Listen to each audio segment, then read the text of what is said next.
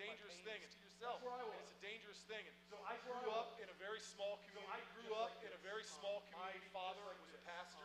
My father was a pastor of a Methodist church.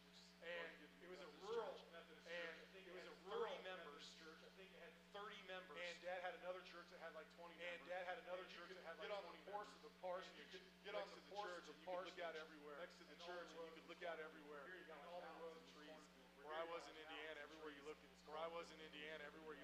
corn. It was very rural, and it was very rural. That's where I grew up. Living in the country. That's where I grew up. Like a lot of kids living in the country.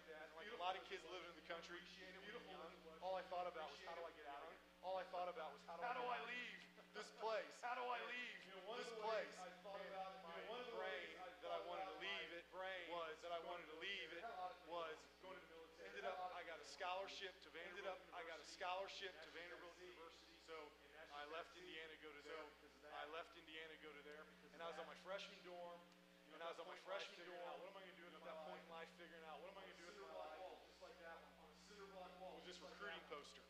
And it was a picture of F-18. And I looked at it and I thought to myself, be a fighter pilot. And I went over,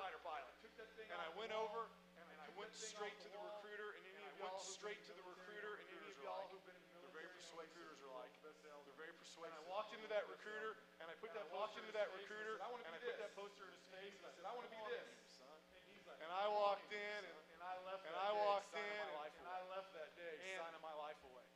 In the Marine Corps, to be a pilot, you got to be an officer, so I had to finish college. Yes, officers candidate school. Yes, and then when I graduated school, I got commissioned. And then in the Marine Corps,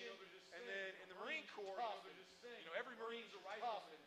Every reason they have that attitude, the primary reason they have that attitude is because no matter what you're going to end up doing, you can still end up being a grunt. Longer, so enlisted training's longer,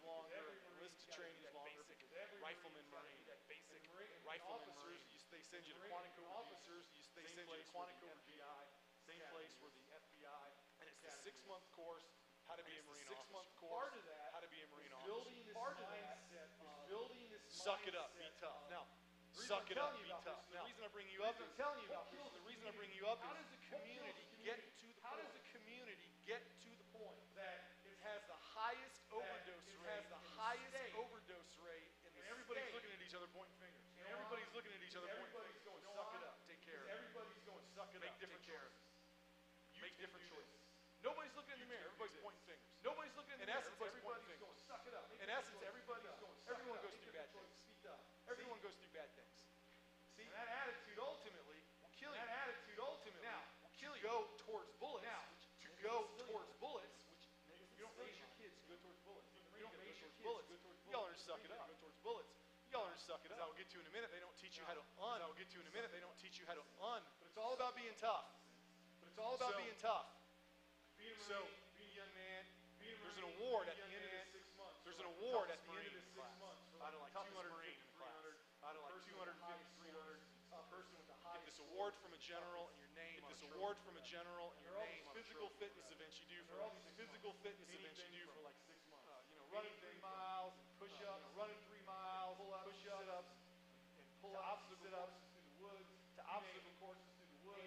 I wasn't the fastest, and I wasn't the strongest. So when everybody else, I'd get up and I'd PT, I'd work out, I'd work out. At the end of that 6 months, they told me I was the first. To get a perfect score. I was insane. I'm tough. And then I go to flight school, and I want to be the guy. And then I go to flight school, and I want to be Marine Corps. You go to basic flight school, and how you graduate. Basically fly helicopters, transport planes, for five in the poster. I wanted to be the guy. So I in the poster. Go to flight school, and I graduated. So I number one in my class. You can imagine what a big ego I had. You can imagine I was the toughest guy in the room, and I had proved. I was number one in my flight school class. Now what I didn't understand. That doesn't really make you tough. And secondly, life doesn't care how tough you are. Life can break anybody. You know who I love talking to the most? Suck it up attitude. People suck it up attitude. I love talking to that person and breaking it. I love talking to that person and breaking it. Life can break anyone. Liars. Life can break anyone. Life can break anyone. Life. I do a lot with the military. You know, I do a lot with the military. You know, I think it was 18, 20 SEAls in a helicopter. 18, 20 literally got shot down by a grenade launcher. Okay, grenade launcher. Super tough, super trained. Okay, it wasn't some super tough, super trained person. You know, that's the person where they leave here today, they get in the car wreck, look down their noses at anybody that look down their noses at anybody that car wreck and they hurt their back, and their doctor prescribes them oxy for 6 months. And then ask them what they think about addiction. And then ask them what they think about addiction. You're gonna die. Life wins. Life wins. And it's okay. Life wins. To accept that. And it's okay. That's not where I was. At that time, that's not where I was. At that time, what I believed was, suck it up. You got a problem. That's what I thought. That's what I thought. As life does, life tends to correct itself. Life tends to correct itself. Training mission in Oceana, Virginia. Training mission in Oceana, Virginia. Our jet catches on fire. We have to eject literally 10, 12 feet, literally 10, 12 feet. I was below, way below that. I was below, way below that. See my parachute. Never see my parachute fully open. My friend does it. His head is a tree. They find me about 100 yards. They find me. My back is broke. I'm broken. Back is broke. But you know the thing was, I was so conditioned. You know the thing was, I was suck it up and be tough. I can remember being that tough. I can remember being in that ambulance. When can I fly again? When am I going to get better? When can I fly again? When am I going to? And even though over the next 6 months, one way I like to look at life is like this. Every single person in this room, everyone, single person in this room, everyone taking hits. You got cracks. It's like this. This is what life's kind of like. It's like this. This is what life's kind of like. Back to the time you can remember the last time you can remember the last time you were innocent. You felt like back to them. And then from that moment forward, think of all the cracks. From that moment forward, think of all the cracks. You think you can do anything. You're that young. You think you can do anything. It's not going to be. It allows us to shell. It allows us. And then you go through life, and that shell gets cracked. And then you go through life, and that shell gets cracked. And that shell can be a father. That shell can be a father. Those cracks can be a father who was never there. Cracks can be a father who was never there. A lot of things can give us cracks. A lot of things can give us cracks. And the whole thing shatters. And the whole thing shatters. It's got cracks. So over that next 6 months, I got all these cracks. Crazy stuff. I was in pain all the time. Crazy stuff. I was in pain all the time. But they told me you shouldn't be in pain. So I said, okay. I grew up going to church, but I grew up going to church, but I was a Marine. I'm tough. I don't need church. I was in a horrible marriage, which I'm sure many of you. I literally met this girl on the beach. She was serving drinks in a bikini. I remember looking at her in the drinks and going, well, and then, 3 months later, we're in Las Vegas. Again, some of you can probably empathize with me. And a relationship like that is, and a fighting, drinking, sex. Fighting, drinking, and sex. It's okay. You need a real relationship. So you need a real relationship. And then you get divorced, and you're like, oh, what Marine doesn't get divorced? And you're like, oh, what Marine all these things, and I just, all these things, and I just, where I just hid from them. I just hid from them. And it looked like I was going to be able to fly again. It looked like I was going to be able to fly again. I'm tough, and I'm getting through this. And it comes time for me to go on check ride. And I go up, check ride, and I go up, get above 10,000 feet, and we pull your G-forces, it makes you flee through this year. I discovered that the reason I was in pain all the time, they had never done an MRI on my back. And if they would have, they would have discovered I had nerve damage. And when my spine compressed, all of a sudden, and three things happened. One, I was instantaneous, scream out loud pain. The second thing was, one of the nerves controlled I become incontinent and my bladder empty. So to this day, about the only thing I get nervous about is a puddle forming. But I'm not going to notice it, so you probably see it. I got to give you a warning. And then the third thing that happened, the scariest was I had a flashback. And I thought the crash. And I thought I could feel heat. I thought I could feel heat. And I'm screaming. And if I didn't have somebody with me, I would have been dead. And then ground, and then they get me back down to the ground, and then they sent me to San Antonio, Texas. And then they sent me to San Antonio, Texas. To Wilford Hall Medical Center. To Wilford Hall Medical Center. Flight injury. At the time, specialized in flight injury. The thing that went through my head the most was this. Now, why is that important? Because my identity was being a Marine. My identity was, And I thought they were going to take that away from me. What that made me feel like, I'm worthless. What that made me feel like, why is that important to think about addiction? Why is that important to think about addiction? The horror of somebody, I'm only ever going to be seen as this. I'm going to be defined. I'm going to be defined by what I did. It's horrifying. It's horrifying. Because first of all, no label is all of who you are. No label is all of who you are.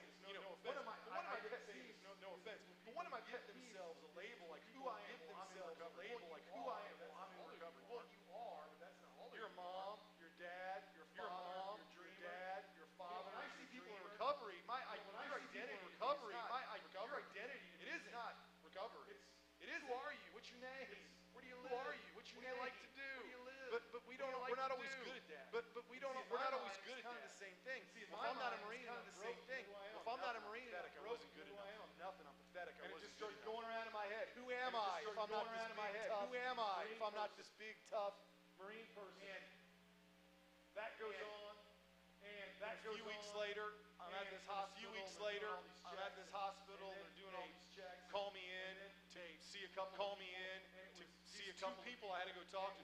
These two people I had to go talk to. I said this today at the chamber meeting, and I said this today at the chamber meeting. You got a community that is rabid. You got a community that is rabid. Leadership problem. It's a leadership problem. The leaders of the church. It's the leaders of the church. The business. It's the leaders of the politics. What are you doing with your community? What are you doing with your community? I wish they were. What are you doing? People are falling through the cracks. People are falling through the cracks. What are you going to do about it? What are you going to do about it? No one likes to take responsibility. No one likes to take responsibility. So I go in, and the first was this psychiatrist. Evals on my body to find out. Doing all these evals on my body to find out what exactly was wrong. And I go in for this eval. By the way, I had not told him yet. I had not told him yet anything about what I saw. Because the guy could hear me screaming. My God. Because the guy could hear me screaming. My God. So I go in, and the psychiatrist starts doing his eval, and he's asking, grilling me with all these questions. And he's asking, grilling me with all these questions. And the nightmare of seeing somebody in mental health. Nightmare of seeing somebody in mental health. It was a checklist of totally stuff. clinical. It was a checklist. Nothing personal, nothing empathetic. Nothing personal, nothing empathetic. Gets done. And because I was at an Air Force hospital, I didn't realize it at the time, and I didn't realize it necessitated. I needed a diagnosis necessitated chain of command. So he's like, you got to bring it to my chain of command. So he's like, you got to bring. So he has me bring it. So I got my medical record. He has me bringing it. So I got my medical record, and I'm bringing it to any of us would do. I'm going. I wonder what any of us would do. I'm going. I wonder what. So I open up my medical record. Severe post-traumatic stress disorder. Severe post-traumatic stress disorder will probably kill. And the 90 had like 4 underlines. And I had like 3 thoughts. My first was like post-traumatic stress disorder. Post-traumatic stress disorder. What is that? Crazy Vietnam vets. That's like those crazy Vietnam vets. And then my second thought was kill myself. Oh my God. Oh my God. And then the third thought I had, and it was the only thought that really mattered, is they're not going to let me be a Marine. Only thought that really mattered is they're not going to let me be a Marine. Now they know. I've been caught. Now they know. I'm crazy. And it like made my freaking head explode. And then a couple days later, my CO finds out about it. I go to his office. I don't even get to it. He's got lights in him. What is this? And what did you tell them? What is this? And what did BS? And I can't believe a bunch of BS. And I can't. What? You're gonna kill yourself? I didn't tell him that. What? You're gonna kill yourself? I didn't tell him that. What? You're gonna baby? Wham! Baby? Wham! And he's screaming. He's so mad. He comes from behind his desk. And he's yelling so loud. He's so mad. Spit is coming out of his mouth. I can feel it. Spit is coming out of his mouth. And he goes to go back behind his desk. And I remember looking at my boots and seeing spit marks. And I didn't have the thought. You might think I would. I wasn't going. I was going. He's right. He's right. I'm a loser. I'm pathetic. That's what I hate about labels. That's what I hate about labels. tell someone long enough, you give them a label. Tell someone long enough. That's why people don't want, like they did a. That's why people don't want, like they did a vet had rather be diagnosed with cancer. Had rather be diagnosed with cancer. You know why? Because they don't want the stigma. You know why? Because they don't want the stigma. So they'd rather be diagnosed with something that's going to kill them, be diagnosed with something that's going to kill them, that can't be healed from, than something that isn't probably not going to kill them. But it seemed like it's scarlet letter. Well, addiction seemed like it's scarlet letter. Well, addiction's the same way. Who looks forward? I'm the addict in the room. Who looks forward? I'm the addict in the room. It's like rape or something. I'm the one in recovery. It's like rape or something. Because we don't talk about it. We don't understand it. Because we don't talk about it. We don't understand it. Oh my goodness. I'm going, oh my goodness. And I believed him. He's right. And I believed him. He's right. I'm broken. I'm pathetic. Whatever the Marine is, I'm broken. I'm pathetic. Whatever the dictionary says, that's not a Marine. Wherever the dictionary says not a Marine, felt like I'd completely lost. That's when I wanted to put a bullet in my head. That's when I wanted to put a bullet in my head. I had a gun collection. And I went home. And I went home. Grabbed this gun, and it was a Smith & Wesson. Grabbed this gun, and it was a Smith & Wesson barrel. I love to shoot this barrel. I love to put that sucker in my head. Here's the scary thing. Here's the scary thing. When it comes to suicide and drugs, when it comes to suicide and drugs, there's things we don't like talking about. And this is one of them. The scary thing about suicide is one of them. The scary thing about suicide is because I put that gun in my head. And all of a sudden it dawned on me. And then all of a sudden it dawned on me. If I pull that trigger, man, it's all over. If I pull that trigger, it's all over. Better. And it helped me get through that moment. And it helped me get through that moment. They tried to kill themselves and they weren't successful. Tried to kill themselves and they weren't successful. They took so many drugs, they got sick, and they took so many drugs, they got sick, and what they found is people that kill themselves. And what they found is people that kill themselves usually follow this pattern. You know what I'm talking about. First is your long-term pain. First is your long-term pain. Mentally, both it's worse, but it's long-term pain that you feel like you have long-term pain that you feel like you have for whatever reason. Mentally or whatever reason. Secondly, mentally you begin to feel like you're a burden. You begin to feel like you're a burden. A burden. You being alive is a burden. I'm someone that just has to be taken care of. I'm someone that just has to be taken care of. I'm someone who's never going to get better. I'm someone who's better off if I was dead. The world would be better off if I was dead. My kids would be better off if their mom was angry. You begin to tell yourself that. You begin to tell yourself that. The third thing is you're familiar with suicide method. That's why veteran suicide method. That's why veteran police has the highest statistics because once they come to that decision, they're really good at. Once they come to that decision, they're really good at got with a gun. And they probably got. But what they found is, let's say you're a young girl. What they found is, let's say you're a young girl handling a gun, and you don't handle a gun, and you're not taking enough drugs. So what typically happens is you decide, okay, I'm going to hang yourself, and what you're going to do is you gotta go to Home Depot and you get the rope, and you gotta go to Home Depot and you get the rope, tie the rope home, and then you look at it, tie the rope, and then you look at it, put the rope around your neck, and then you put the rope around your neck, and an amazing thing happens. It makes you feel better. And when they interviewed these people that had survived suicide attempts, what they found is that wasn't like the first time they put a rope around. That wasn't like the first time they put a rope around. It was like the 150th time. And on that time, all the stars collided. Maybe their ex called them. Whatever. Maybe their ex called them. Now the hope in that is what they found is if you can help somebody with their pain, they're going to kill themselves. Reduces the risk. It's a great lesson in why we need to talk about this problem. Your county has a addiction probably in the majority of families in the county. Not talking about it makes it worse. Not talking about it makes it talking about it makes it better. Talking about it makes it better. Just like painful as it is. You help somebody with their pain. You help somebody with their pain. They're less likely to kill. With their mental anguish, they're less likely to let someone understand how it is not an answer. You're going to leave behind devastation. You decrease the risk they're going to kill themselves. Admit it. Talk about it. Tell you how they're going to admit it. Talk about it. Tell you how they're going to do it. It decreases the risk. And that's where I was. It decreases the risk. And that's where I was. Wanted to die. Got to the point I had to die. Got to the point I had a scab inside my head. Troy always put the gun. I would go to bed sometimes and the barrel would wake up with the scab off my pillow. Also during this whole journey, who thought he was doing me a favor. And this is separate from what the hospital pills. I don't even know what they were giving me all kinds of pills. When I told him the pain I was in, he gave me open scripts. Percocet, Vicodin, and Zol. As many as I wanted. The day I got disability discharge, I had a bedside table. backside table will probably hold the one. I never got to the bottom of one. How'd that make me feel? Pathetic. How'd that make me feel? I didn't want to tell anybody. Like a loser. I didn't want to tell anybody. For those in the room here that haven't dealt with addiction, here's the kind of thing people don't. What's so dangerous about them is they're awesome until they're not. You know, I was telling them earlier today. I was telling them earlier today. Girl I know that really got me thinking about this girl I know that really got me thinking about. It bears repeating. My own experience. It bears repeating. Yeah. Okay.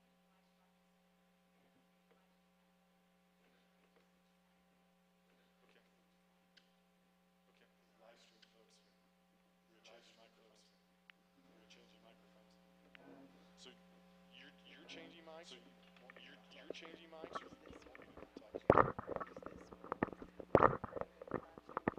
Okay. Was that gonna? Okay. We'll use both of them. We'll use both of them. Okay. Can you guys hear me enough? Okay. If I'm doing this? Can you guys hear me enough if I'm doing this? Okay. Okay. Okay. It shouldn't pick it up. It shouldn't pick it up.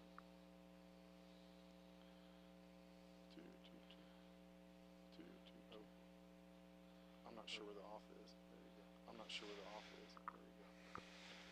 Okay. Now I'm not gonna remember where the heck I was. Now I'm not gonna remember where the heck I was. The girl. The girl. And I can say this firsthand from experience. And I can say this firsthand from experience. That what this girl said, back home in Indiana. So I'm in this back home in Indiana, and I'm helping out at this halfway house recovery place. And it was this room full of young ladies, all of them who were recovering heroin addicts. And there was this particular girl in there I got to know well. Particular girl in there I got to know well. We talked. And her story's very common. Young girl, had a lot of bad things happen to her. Young girl, had a lot of bad things happen to her. Bad attitude about what it meant to be in relationships. Attitude about what it meant to be in relationships. And she's a teenager. She starts dating. She's a teenager. She starts dating an older boy. They're out partying. He gets her using. They're out partying. Heroin. He gets her using. Well, you know what happens next. Heroin. Well, you know what happens next. So I meet her. She's a high school dropout. Heroin addict. No family. No family. And she's like, the toughest thing for me is being high. Being high more enjoyable than being sober. Because when I'm sober, I'm miserable. Because when I'm sober, I'm miserable. I got nothing. And when I'm high, I'm okay. If you don't offer that girl an alternative, you have no answer for her. If a community can't go to the young men and women in their community and go, we're going to give you an alternative and go, we're going to find a way to get you work. We're going to find a way to get you church. We're going to find a way to help you build relationships. We're going to find a way to help you build relationships. We're going to find a way to help you heal. We're going to find a way to help you heal from your father in a family of crime. Growing up in a family of crime. If a community cannot offer that alternative to offer that young woman. You have nothing to offer that young woman. And I guarantee you some of those in recovery in here know what I'm talking about. Because the alternative has got to be better than why you were doing it in the first place. Better than why you were doing it in the first place. You know why I got high on those drugs? You know why I got high on those drugs? I felt better. It was better than the alternative. It was better than the alternative. It was better. Feeling responsible for somebody being dead. Feeling responsible for somebody being dead. Being told I was a loser. And I wasn't worth anything. A loser. And I wasn't worth anything. Now, of course it will kill you. That's a lie too. Of course it will kill you. But in the moment you believe it. But in the moment you believe it. It's important to remember that.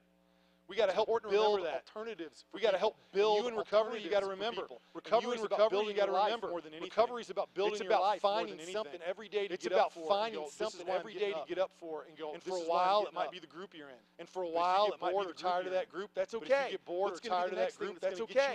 What's going to be the next thing that's going to get you up and moving forward? By how you live. You overcome this stuff by how you live. No, I didn't believe it. I didn't understand that at the time. And I was, on my way to a bullet in the head at some point. On my way to a bullet in the head. And then the funny thing is, the last person whom I thought could help help me. Every one of us do this in some way. I see this in the military, I see this in police. I see this in the military, I see with police. And you say things like this. If you're not a Marine, you don't get it. If you're not a Marine, you don't get it. If you're not a cop, you don't get it. If you're not a cop, you didn't grow up and your family was a bunch of criminals. You didn't grow up and your family was a bunch of criminals. Got you using drugs when you were 12. Well, you don't get what it's like to be 12. Well, you don't get what it's like to be that. And we don't say it because we're really looking for somebody to walk in our shoes. We're saying it to avoid getting help to put up a wall. We're saying it to avoid getting help. We're saying it to go, you're not like me and you can't help me. We're saying it to go, you're not like me and you can't help me. Just stop. That's why we say it.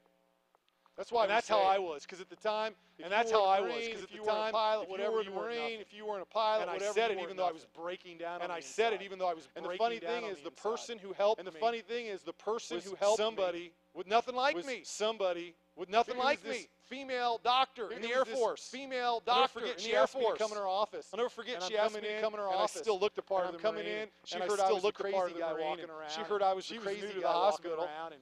And I come walking in, and man, I was. And I come walking in, and man, I was like disgusted. I'm not even in the Air Force, but I'm not even in the Air Force, but I was one of these Marines. Like everything on my uniform, I walk in, and I'm not even in the Air Force. I walk in, and I'm not even in the Air Force, and I can tell their uniform's not quite right. She seemed old at the time, which now seems very young. She seemed old at the time, which now seems very young. She was now seems very young to me, but at the time seems very young to me. And she was kind of overweight, and she was kind of overweight. Not the most attractive person. And I remember looking at her just being disgusted. And I remember looking at her just being disgusted, like, oh my God, what are you going to tell me? But that woman, who to this day doesn't know any more about being a Marine now, is the one that saved my life. Is the one that saved my life. This is important. It wasn't a Marine who saved my life. This is important. It wasn't a Marine who saved my life. Don't be looking for somebody just like you. Don't be looking for somebody just like you. You ain't gonna find them. We're all different. Yet we're all the same. We're all different. Yet we're all connected. She understood pain. She understood what it was. She understood pain. She understood. And more than anything, it was empathy. And more than anything, it was empathy. Yesterday, we were talking about how does a community, about how everybody knows everybody, and there's multiple generations. Where everybody knows everybody. And there's multiple generations. How is it that we can't take care of each other enough? That we can't take care of each other enough? To do something about it. And it comes down to empathy. To do something about it. And it comes down to empathy. Just because I know you doesn't mean I have empathy. Just because I know you doesn't mean I have empathy. You know how it is in a small community. You come from a wrong family. You come from the wrong family. You might as well be wearing a label across your forehead. Again, you might as well be wearing a label across your forehead. You come from the wrong part of town. You come from the wrong part of town. The wrong way once. You screw up the wrong way once. You lose that empathy. And she had that empathy. And to this day, when I give meetings to counselors, to this day, when I give meetings to counselors, I ask them hands, and I'm like, "What do you think she did?" I ask them hands, and I'm like, "What do you think she did?" To save my life. It was the look in her eyes. And the answer is, it was the look in her eyes. She had empathy for me. Now, what did she help me do? Now, what did she help me do? She helped me see that who I was was not a label. She helped me see that who I was not a label. You don't have addicts. You don't have addicts. You have people struggling to live. You have people struggling to live, okay? I mean, okay. People who have, people who have, somebody's wife gets killed in an accident. Somebody's wife gets killed in an accident. Are they forever labeled the widower? Are they forever labeled the widower? You know what I'm saying? We don't do that to people, but we do it with addiction. We don't do that to people, but we do it with addiction. We give people these labels. We give people these labels. She helped me see that who I was not a label. She helped me see that who I was not a label. How did she do it?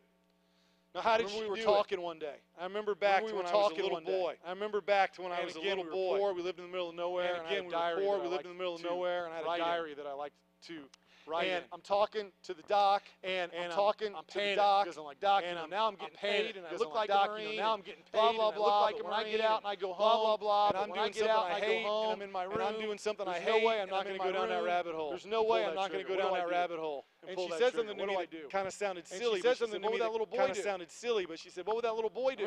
I remember even almost laughing at the thought. I remember even almost laughing at the thought. Big bad Marine. I'm here for therapy. I'm the big bad Marine. She's asking me what would the little. But it hit me because I knew what he would do. He'd write something. But it hit me because I knew what he would do. He'd write something. Because I remembered back again. Because I remembered back. Again, being that kid, writing in a diary, being that kid, writing in a diary, coming over and making fun of me. Babysitters coming over, and girls writing diaries. You're a sissy. Girls writing diaries. You're a sissy. Because I thought boys don't do that stuff.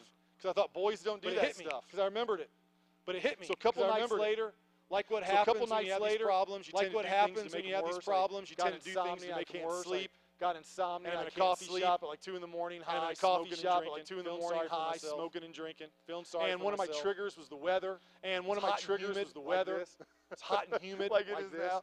And like it is I thought a storm was breaking out. I thought a storm was breaking out in this coffee shop. I said to myself, "Man, what am I gonna?" I said to myself, "Do with this because I'm going crazy right now. Do with this because I'm going crazy right now. Do what I usually do. I can either go home and do what I usually do. What that little boy do? Well, he'd write something. So I asked the waitress do. Well, he'd write something. So I asked the waitress for a piece of paper, and I wrote this poem.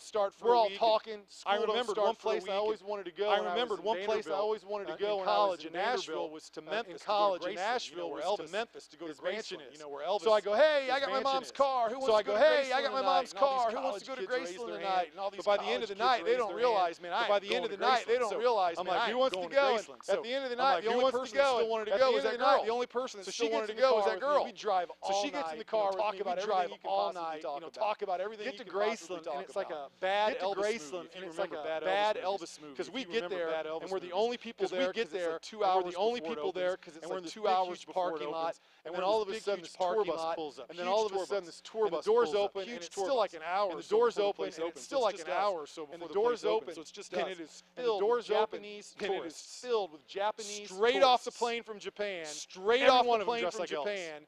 Every one of them dressed like Elvis. And I mean, like 50s Elvis with the gold jacket, 50s and the Elvis with sideburns, the gold jacket, 68 comeback special Elvis, and the black leather, comeback special and Elvis, and the black leather, overweight and 70s lots Elvis, of the collars overweight and the big 70s Elvis, and they collars get off and the that big bus hair. and they line And up. they They get there off that waiting to bus get and in they for like line an up. hour They're in waiting to get single in file. for like an Amazing hour thing. in single file. And that was our first amazing day. thing. So we come day. back and it's kind of a blur because So we we come come back. back. A couple kind of weeks a later, blur there's a 'cause break in the tired. rain. And then a one couple place weeks I'd always later, wanted there's to a break go in the on my rain. trip. One place I'd always But I wanted to hadn't been go yet on was my the trip Upper West. but I hadn't been Like, yet was the the Upper Yellowstone West. and the Like Tetons Yellowstone and and Crazy the Horse Mountains and Mount Rushmore, and Crazy and Horse the Mountain and Mount Badlands. Rushmore. So there's a and break the in the rain and I Badlands. take off. So there's a gotta break get in the there rain before and I winter take sets off in, because I got and to I get go there through before winter Bloomington to sets say in. goodbye to And some I people go I'd through met in Bloomington friends, to say goodbye to and some I see people this I'd met girl, and friends. and I I tell her see what this I'm girl, doing, and she's like, well, I man, tell her that what sounds I'm cool. doing, and she's That's like, funny. well, I man, was that going to take sounds the cool. semester off to go That's to funny. I was Colorado going to take to the see some semester family. off to go to And I go, well, Colorado you to should see come some with me. family. We'll have more And fun. I go, well, you should And come she with me. We'll have says, more fun. okay. And she says, So together okay. on a motorcycle, So not really together meant for on two a people, motorcycle, we not get really on the meant back for of two that people. bike. We get And on the back of that bike. We're gone for about and 3.5 months. We're gone for about 3.5 miles. all over miles, the Upper West. all over the Upper That's West. us in the Grand Canyon. That's us in the Grand Yellowstone. Canyon. That is the Yellowstone. actual Grand Canyon. And That it was cool is the 'cause, you know, actual there's a Grand national Canyon, forest. and it was along cool one 'cause, part you know, of there's it. a national and I could take forest that along one enduro part and of go it. through the And I national could take forest that and get to where it enduro was and go through the impossible to national get to, forest and and we'd we'd wake wake up up every day and get to, out of our tent. and we'd that wake up was our every day and view. get out of our tent. And that And was the our result view. of that trip And is that the we result in of that September trip will have been is that married we 19 in years. September will have been And married what I'm about to 19 tell you years. is not a typo. And what I'm about We to have tell you is 9 not a typo. of those. We have 9 of those. They're all ours. No twins. They're all ours. Yes, for no any wise twins. guys. I know how that happens. Yes, for any Very wise well. guys. Thank I know you how very that much. happens. Very well. The Thank you oldest very is much. yeah. The oldest is the oldest 18. He just the turned oldest 18. is The 18. youngest He just turned 18. is The 4 youngest weeks. is And 4 this weeks. is us And near our house. This is us back home near our in house. Indiana. This is a back little home in park Indiana. This that is we a like little to go to. park that we like to And go the reason, to. I'm sharing those family pictures And the with reason, you, I'm it's sharing very those important to family understand pictures this. with You know what I you. was doing? It's very important to 6 understand months this. You know what I before was met doing? my wife? 6 months. I was sleeping with a before I gun met to my my head. wife. I was sleeping with a gun to my head. And if you would have said to me, Life's a journey. if you would have said to Boom! me, life's a journey. Oh, it can boom! get better. I understand. Man, you can't. Oh, it can understand get nothing. better. I understand. Man, you can't understand. I was in nothing. a dark place. I was in a dark place. See, you just can't like put a pamphlet See, out. you and just hope can't, somebody like, put a finds it and their life pamphlet out and changes. hope somebody finds it and their You life gotta reach changes. out to them. You got to You reach gotta out punch to them in them. the nose sometimes. You got to punch the the people in the nose sometimes. You got to be punch helping the them. people in the nose sometimes that need to be You got to helping say them. to yourself, what are our churches You got to doing say to yourself, reach what out are our to those in churches recovery? doing to reach out to What are they those in doing? What are you doing, recovery? Pastor? What are they Who's sitting doing? in What are your you doing, front row? Pastor? Who's sitting next Who's to the sitting in lawyer your in front church? row? Who's Who's sitting next to the lawyer doctor in in church? church? What are you doing? Who's sitting next to the doctor You in need to church? go to your What are you doing? politicians. What are you doing? You need to go to your politicians. What are you doing What to are help you these doing? people? What resources are you What are you giving doing to to help hospital? these people? What resources are you giving to the hospital? Sometimes you got to get punched in the nose. Sometimes you got to 'Cause get people punched are dying. in the nose. Because people are dying. Yeah. Yeah. Okay. Okay. Take as long a break as you want. Take as long a break as you want. It's okay. That's a good place to stop, wasn't it? That's very passionate. That's a good place to stop, wasn't it? That's very passionate.